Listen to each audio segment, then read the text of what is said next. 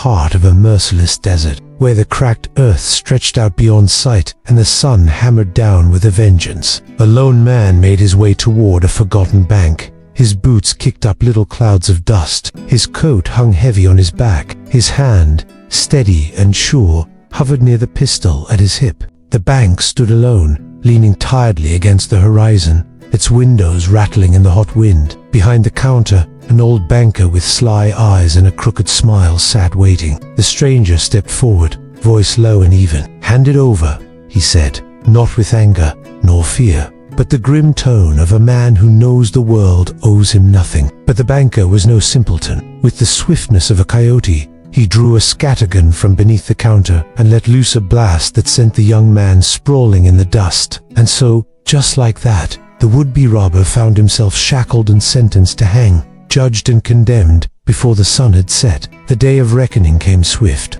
A rope dangled from a gnarled tree. The townsfolk gathered, hats in hand, eyes squinting under the brutal sun. The young man stood beneath the noose. No friends to speak for him, no kin to mourn. Yet fate, that cruel mistress, had one more card to play. A sudden rumble shook the plain.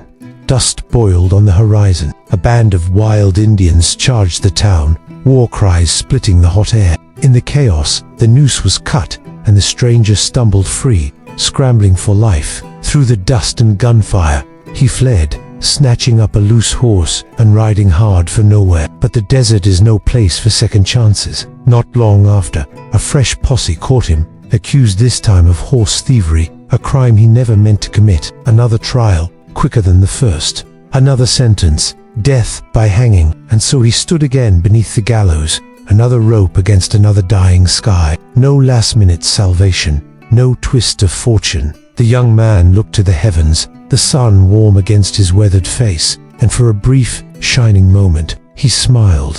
A quiet smile, one of understanding, that in this hard and empty world, a man's end was just another part of the trail. The rope jerked tight, and so the man who had gambled his luck against the West lost his final bet and became just another forgotten story carried by the desert winds.